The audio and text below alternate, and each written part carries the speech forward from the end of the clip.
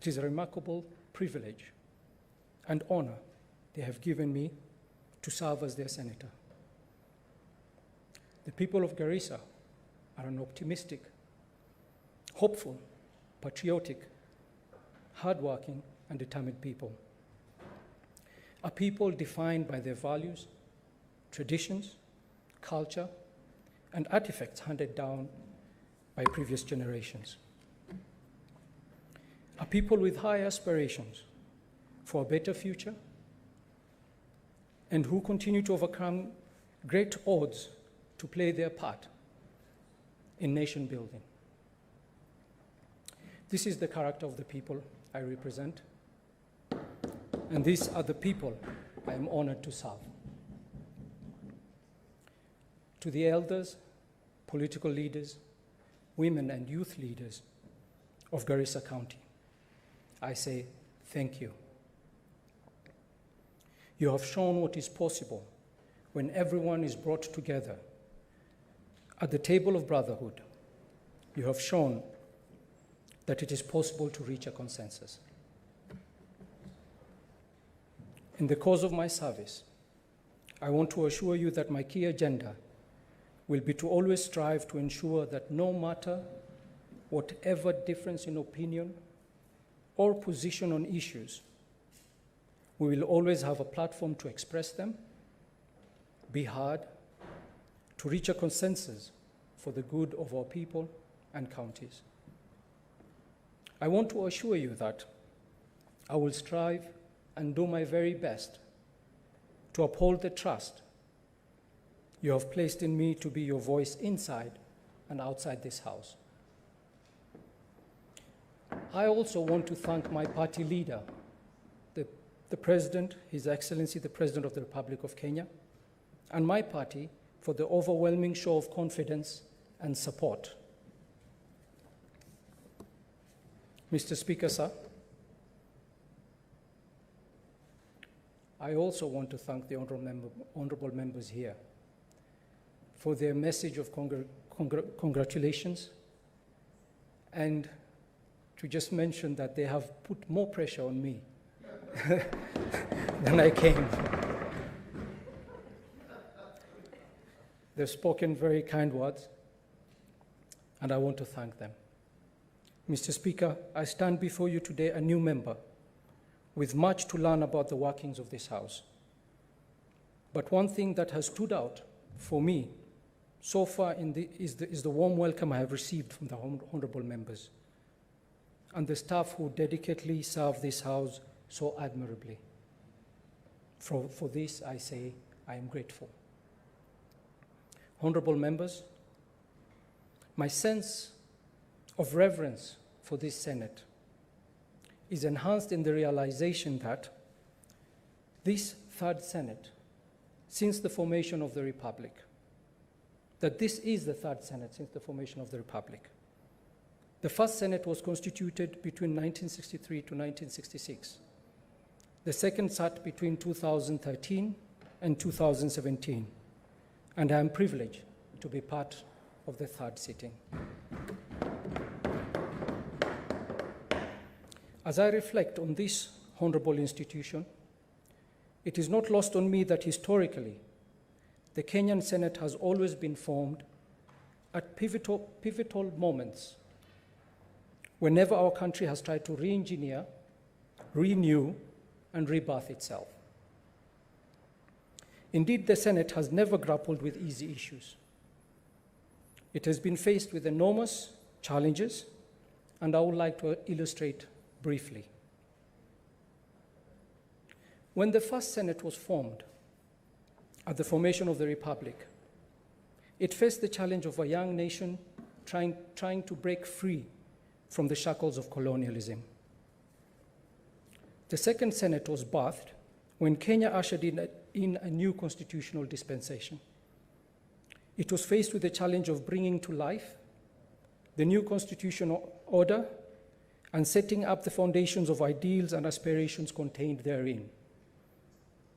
The third convention of the Senate, which I now join, is also faced with tough challenges. The COVID-19 pandemic has tragically exposed the risks humanity faces and how unprepared we are to respond. People's health, well-being, and livelihoods are all affected. We are faced with a crisis which has only served to reveal various cracks in the fabric of our nationhood.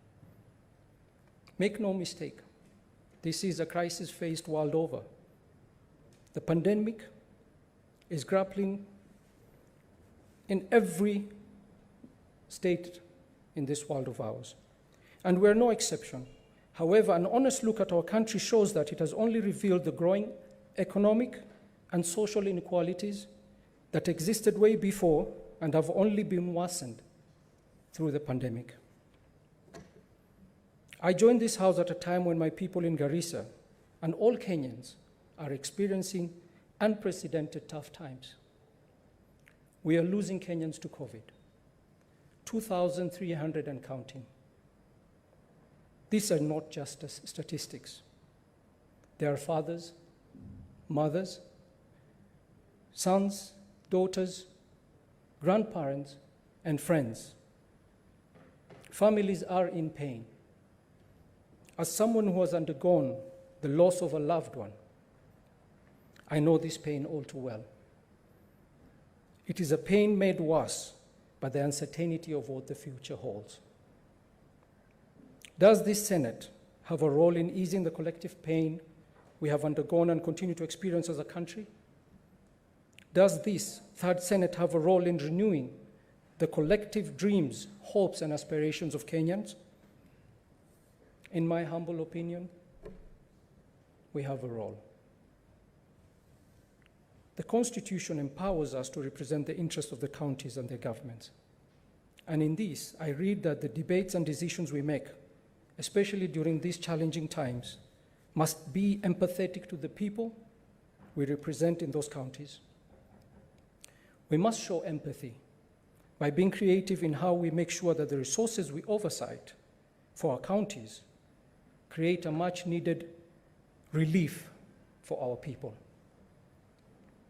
We must show our empathy by questioning our county governments on how they have utilized resources meant for improving healthcare over the years, and especially during the pandemic period. We must show our empathy to the people we represent when we condemn and swiftly act on any corruption that robs our counties of its future and potential. Mr. Speaker, sir, it is not my intent to sound presumptuous. It is my first day, however. And it is not my intention to sound or seem to advise my senior colleagues, not at all. But when you're relatively youthful, as I am, then the burden of expectations by the young people of Garissa County and Kenya at large bears heavy upon my shoulders. In fact, in the messages of congratulations sent to me by these young people, they are also asking me to figure out a way in which we can help expand the scope of opportunities for them. Many are grappling with unemployment and underemployment. During this COVID pandemic period and post-COVID, we will be entering an age where work and jobs will be more fundamentally disrupted than at any point in the history of our country. As at Friday, April 9, 2021, the population of Kenya was just over 54.6 million, with the average age being between 20 years. These majority youth are discouraged and disillusioned by the uncertainty, the future they face. I joined this honorable house from the private sector, having been a small business owner. I want to present to this Third Senate that perhaps one way we shall imprint ourselves into the annals of history is when we figure a way through which we can support the county governments to create an enabling environment in which the youth can create small businesses which are facilitated to thrive. This will in turn help the county governments raise revenue and bridge the deficits they are currently running, and more importantly, deal with the challenge of youth unemployment. Like I said earlier, I am still very new, and I look forward to be guided on how I can serve to make this reality for the youth in our counties. As I draw to an end, I want to thank all those who supported me from across the political spectrum. I received invaluable support from all the different political caucuses, and I don't take this for granted.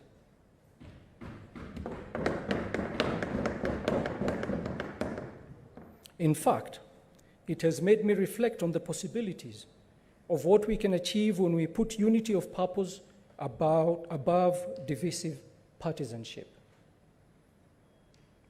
We have before us an opportunity to set aside anything that divides us and work together to confront the challenges we face during this pandemic period. Mr. Speaker, sir, as I draw to a close, I want to talk about someone who means so much to me. To the honorable senators here, my father was a friend, a colleague. To the people of Garisa, he was their son, their elder, and their servant. And to Kenyans, a long-serving public servant. But to me, he was my father. And please allow me to speak about him briefly. Honorable members, I am humbled to follow into this house in the footsteps of my father. He was my mentor, whose value and views I carry with me to these honorable chambers. I also thank you all, honorable members.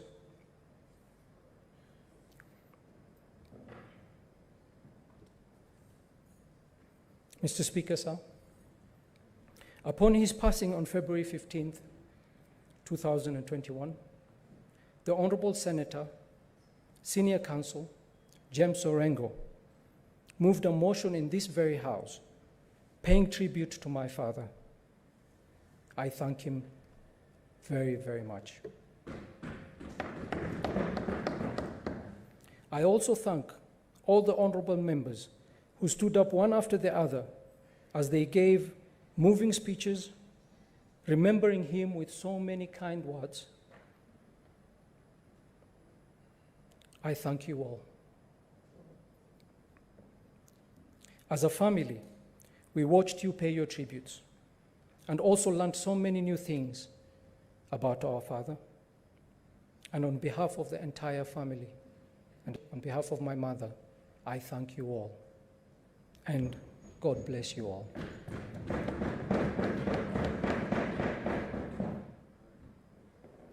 What can I say about the world's greatest dad? I know it's a cliche for a son to say that about his father. But to us, his children, he was simply the best and the greatest. Dad was honorable. He was kind. He was more than fair. He was gentle, loving, and so giving. He was always quick to forgive. He forgave anybody and everybody. He never ever kept a grudge, or he was never pushed to get back at someone. It just wasn't in his nature. He loved us, his family. He was an incredible husband to my mother, a wonderful father to us, a loving grandfather, a patient teacher, and a dependable friend. He taught us so much, and more often than not, he taught us through his actions, for he was a man of very few words. We learned so many things from him, and I miss him so much. I know we have all heard this before, that life is short and you don't know what you have until it is gone. This has been my reality since his departure. My dad was tough on us, his children, more so on my brother because he was older than me. In retrospect, there was wisdom in this. I'm also humbled by my mom's strength over the past few days and her ability to focus on the amazing life she shared with my dad and not dwell on what she has lost. I hope that through this I can find strength from her example and be there for her whenever she needs me. For years, Mom and Dad shared everything life could offer together. They were a great team supporting each other in every way. I remember growing up, my dad used to work a lot, travel a lot.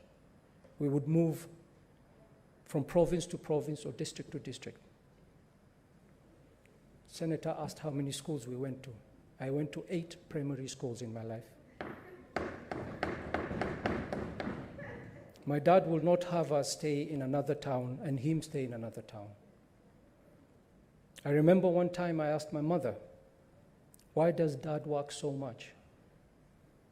She looked at me and said, "All fathers work hard. All fathers work a lot."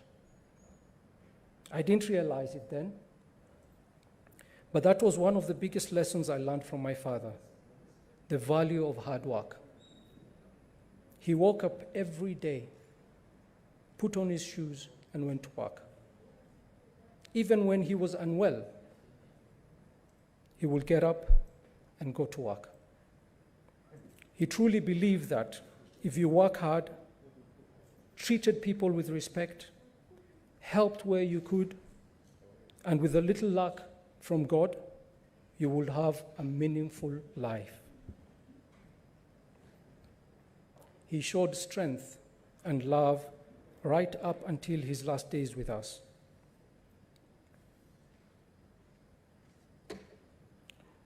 I loved my dad. I loved the times I spent with him, whether it was just talking at home, at his workplace, or on the campaign trail, because there were always lessons to be learned. I just realized this very morning that the month of Ramadan has started. This is a month where families get together, break their fast together, and worship together. This will be the first month of Ramadan in my life that I spend without my dear father. It is not lost on me, and I can never forget that I'm here today as the Senator of Garisa County due to the grace of God and because of the heritage my father has left. He bequeathed us, his children, with something more valuable than all the treasures of this world. He left us with incredible and reliable friends.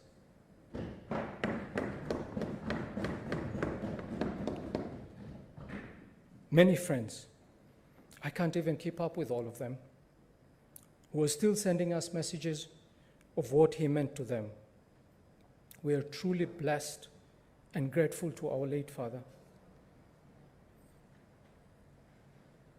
I pray to God like a son prays for his late father, that God receives him in his mercy, protect him from the trials of the grave, provide him with light and honorable company in the grave.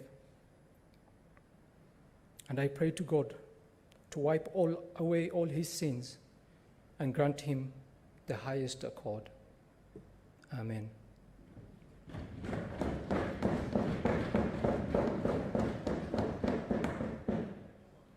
It is said that we must not only hope for the best, but also work for it. The wonderful people of Garisa have continued to raise my hopes through their determined spirit, resilience, hard work, and patriotism. And I look forward to getting to work for them and for this wonderful country, Kenya. I'm also optimistic and I'm hopeful that we as leaders can collectively create a great future for this country. Mr. Speaker, sir, once again, I thank you and I thank all the honorable members here. And I pray to God to bless us all. God bless our nation. Mr. Speaker, sir, I yield the floor back to you.